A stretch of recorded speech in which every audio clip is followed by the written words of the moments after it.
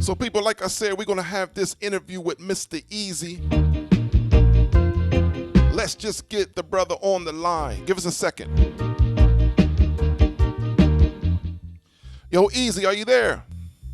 Yeah, man, we're there, man. Live and direct, man. All right.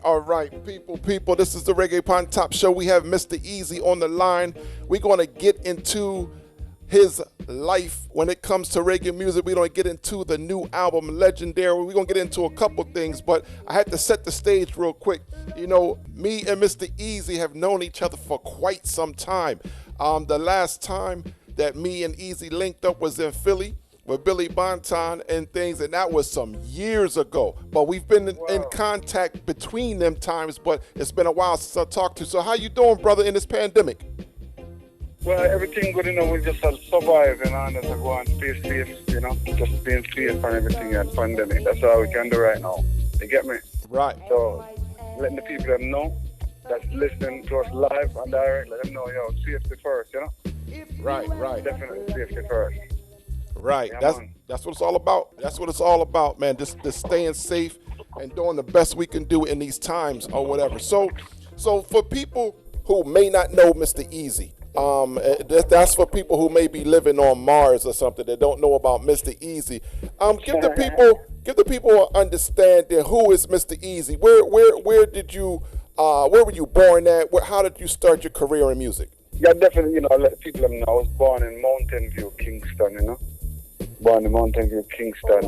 Lived in Trelawney. Grew up in Brooklyn, New York. You don't know. Dancehall vibe, the whole Biltmore Starlight Ballroom, you know. And just to let them know, I mean, just by just saying, she drives me crazy, on and on, cause she's having my baby, on and on. That's another way of identifying myself, you know, so people can say, yeah, you get me? Right. It's funny that you picked that song, because even from that song right there, you talking about there have been many rhythms that you were on in the heyday, in that like that 2000 era when dancehall was still kicking hard, and you know, you touched so many of the good rhythms back in the day. You know, you were on a buyout rhythm, you were on a buzz rhythm. You know what I mean? You put the work in. You put the work in. Showtime. Showtime. I like the way you said that though. Mm-hmm. I like the way you said that. You know, the way you said when dancehall was kicking. You know what I'm saying? Mm-hmm. You know, because it, you know, it's not really kicking no more, man. Yeah, I mean, you know what? I think what it is with dancehall now, it's just a different time right now, Easy. It's a different time. Yes. And what it comes down to, it just comes down that there's a generation really after you.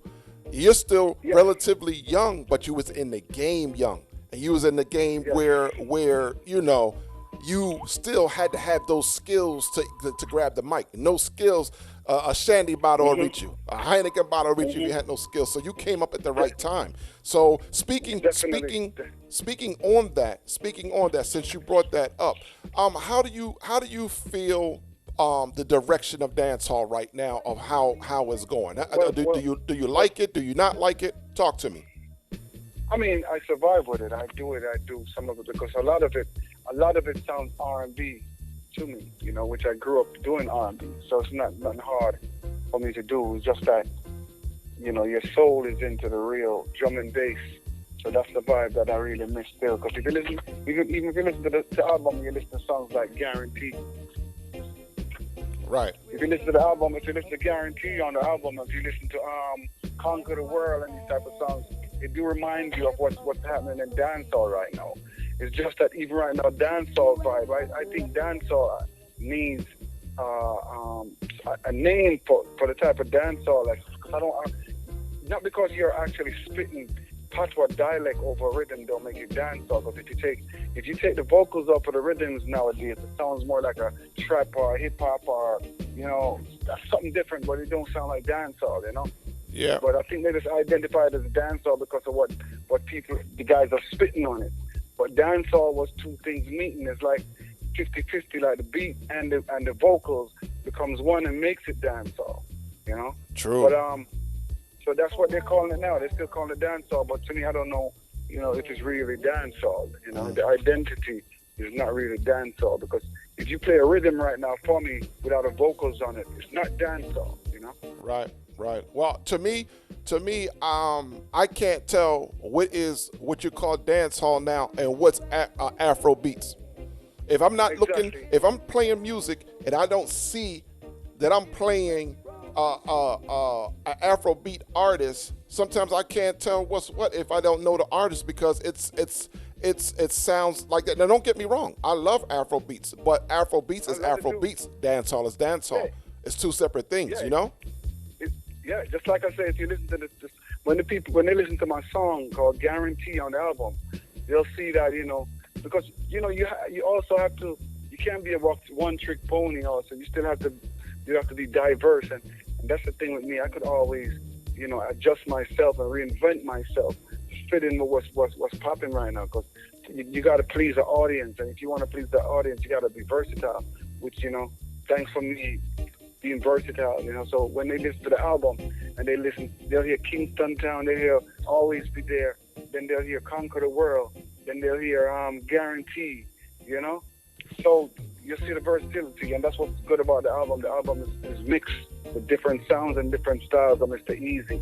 So I give thanks for that as well. Okay. We're not complaining. We just have to do what we have to do.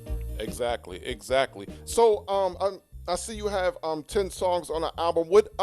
How long have you been working on this particular album? Because it's been a while since I remember you coming out with a full-length album or something. So how long have you been working on this? I've been working on this for about 2 years, about 2 years really. Okay. Really, 2 and little much, but I've been working on it, for a minute. Because when you're working on an album, if you listen to the lineup, everybody's calling me and telling me they like the lineup, the way I position the songs on the album. So it took me 2 years to make sure that I'm doing the right songs. And the concept of the album, if you listen to the vibe, is a more cultural vibes. The argument, the message that's in the music is a different. It's not like the broke out. It's a part of. It's also maturity. Man. It's all about being mature and getting mature in music and pleasing making sure that you target different audience also, because I'm also targeting an audience like the African audience. But traveling to Africa, you realize that you have to be. You got to show a wide scale. You got to show how wide scale you are with actually preventing with bringing out your music and how make it appealing to the different crowds. So you got to be. It's not like one time we just Brooklyn, Queens, Bronx, Philly, Miami. Now you want to appeal to the world, and you travel the world and realize that there are certain places that they don't even listen to dancehall, they listen to reggae. Mm-hmm. And I think Buju found out the same thing when he toured back in the days, and that's when he went and did Just Shiloh, because the wider audience is reggae. Right. I understand.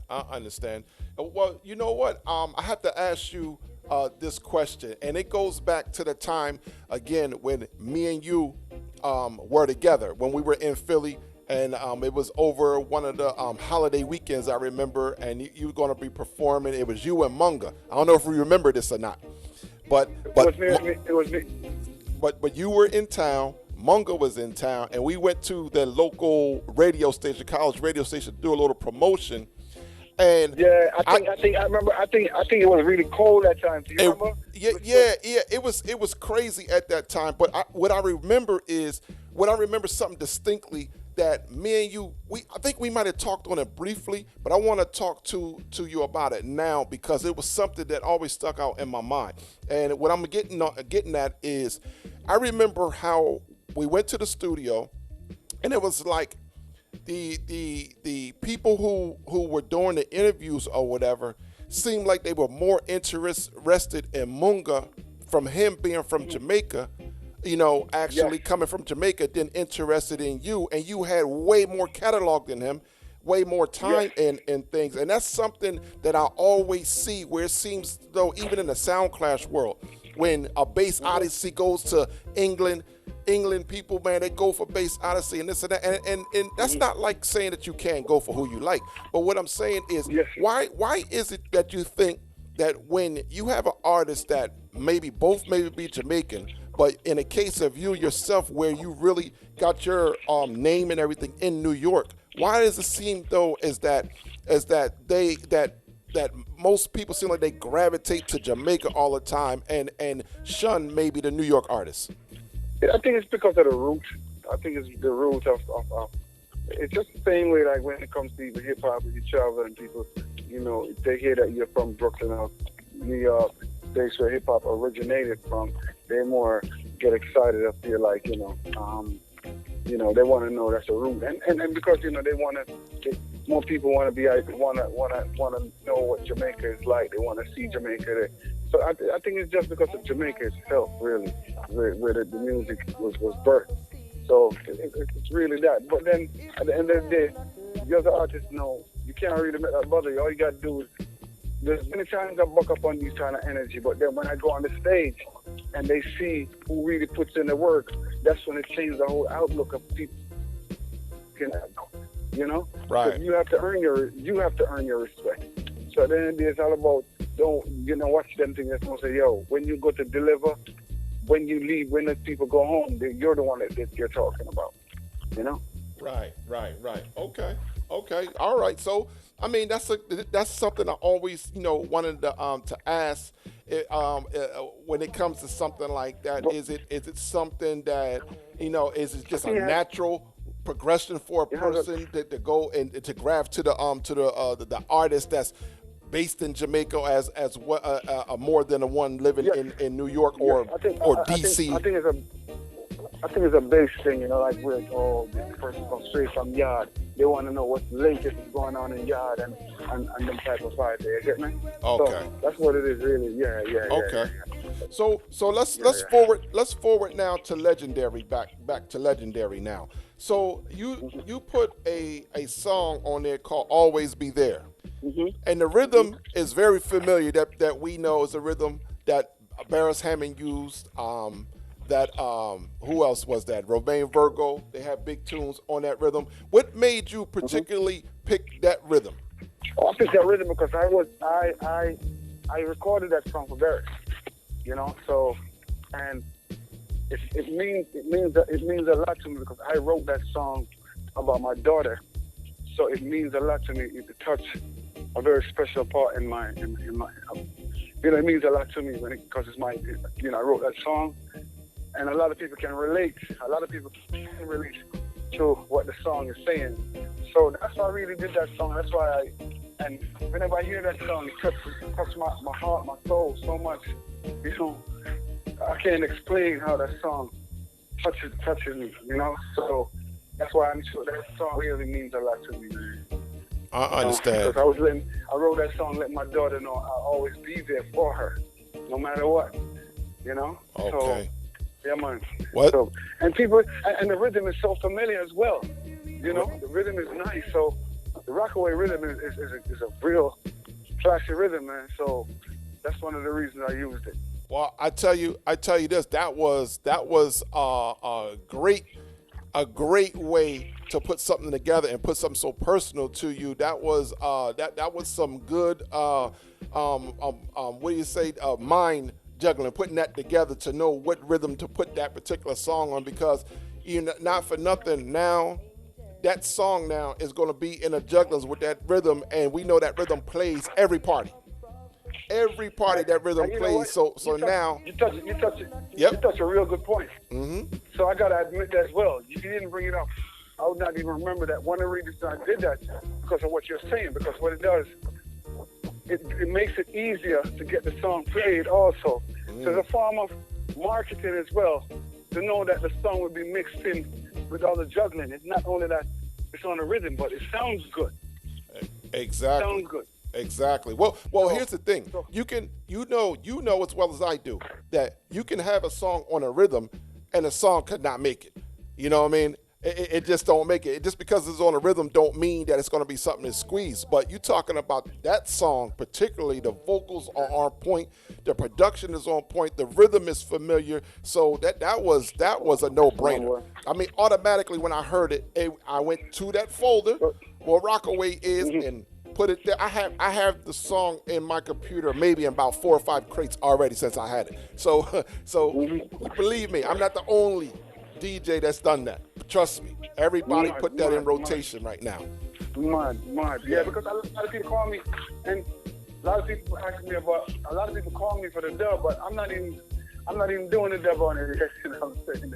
I'm just like people that call me, yo, when we could do the dub, and I'm like, I'm just letting it grow, you know, just letting it grow. Yeah. For a minute, and then just watch it on what I vibe off of it. Yeah, you know? That's a personal song. Yeah, man. It's a personal song. Yeah, so personal songs are different than album songs or other songs when it comes to cutting dubs. Some things are just not for dub work. Some things you know, some things you just don't want to, you know, because since that's a personal song, you're talking about your daughter, so that means now you got to change a song into a dub thing for sound killer and this and that, and this is something for your daughter. That just might not be a song that person's going to get. Simple as that. Yes, definitely. Simple as that. Definitely. So, okay, so going forward, now you mentioned a song on there also, Kingston Town. You know, I'm a roots guy. I love my roots rock reggae or whatever. And I heard Shinehead on the intro and the way that song came in. Now that right there, to be honest, I'm not gonna say I'm not used to hearing you on rhythms and stuff like that because I've heard you on everything over the years. But man, I really like that you picked that type of rhythm for this album. What you think about the song, though? Honestly. No, man. Listen, as I went through the song. And went through the song list, that's one I have Okay, so this is what I do. When I listen to albums and I know something and it sweet me like that, it get a star by it. So if you was here looking at my box, you'll see Kingston Town has a star by it. Wow. It has a star by that one because for me, that's my type of music for me. You know what I mean? And that's my type of thing. So that's something that I'm gonna be pushing on my shows and things because it's just something that I like for me and that's what I do. I try to break records. So that tune right there is a record that I will put the work into. And let me tell you something. I'm so happy you tell me that because that's one of the reasons why I didn't even do a video for none of the records yet except Guaranteed was earlier this year. We did the video for them, but. I'm baffled. I said, let me put the album out and see and get a feedback and see what's going on. Because I'm feeling always video and I'm feeling Kingston Town. So let me hear once I release it what's gonna be the word amount. And anything you're saying to me, it's the same. A lot of people are saying, record like, yo, I love that record. Yo, that's what I need. That's my one right now. I want to hear. I mean, don't get me wrong. I love Guarantee. I've already been playing it on my shows and things. I've loved the other tune I had mentioned, Always There. I love both of those tunes. But when I heard Kingston Town, I said, okay. So this is my tune right now. This is my tune right now. This is the one. This is the one that's gonna go on rotation with the other two, you know, because those are the first two I got. So that's telling me that's something you want to push. But in addition to Guarantee and Always Be There, Kingston Town is the song that has to be pushed. Yeah, for me. Wow. For me, that tune has to be pushed. Wow. Yeah. Because I was, to be honest with you, I told myself I want to do a video for one of these songs, and I've been battling in my head saying I want to do it for Kingston Town.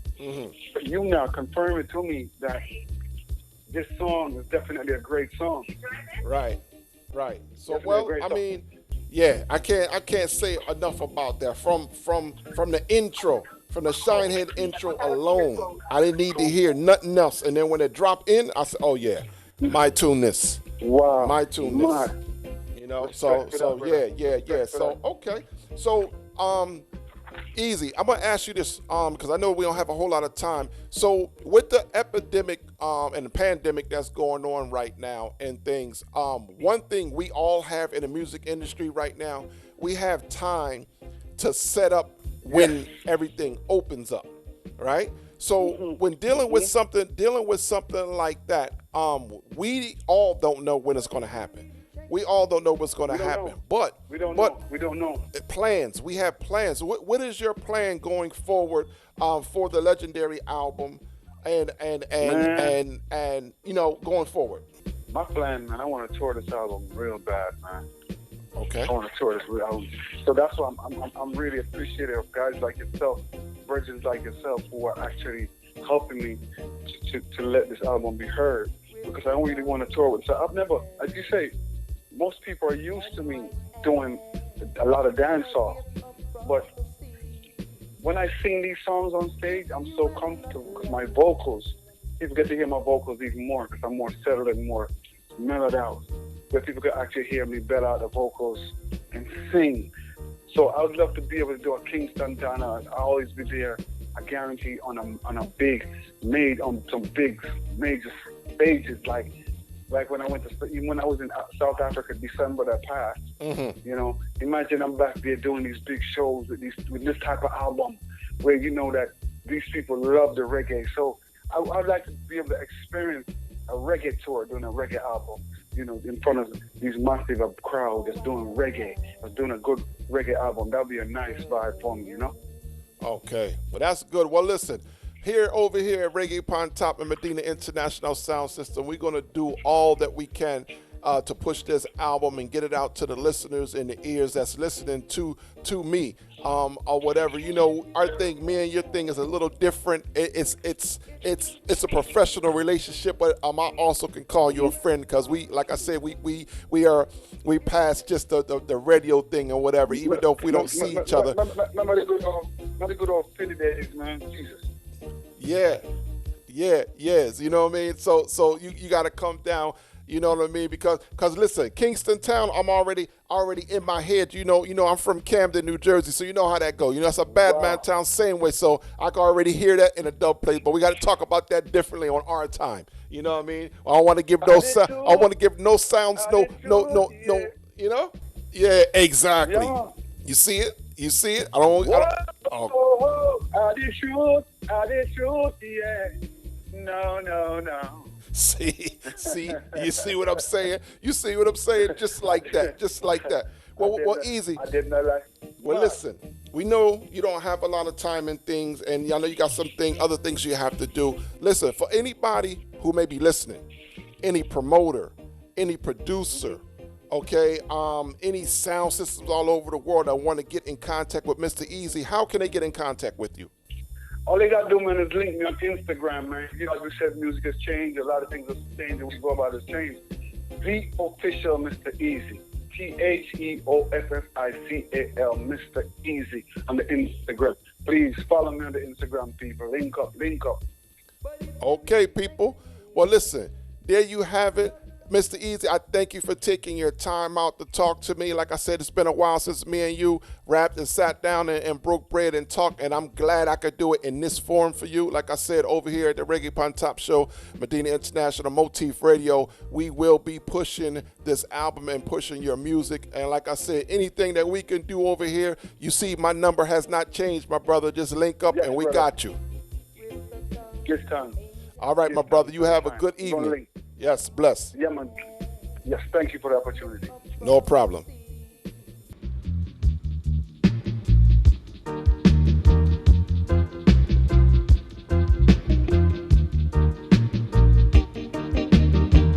So, people, there you have it. Mr. Easy. He has a new album on the road called Legendary. 10-track album. Will be dropping very soon.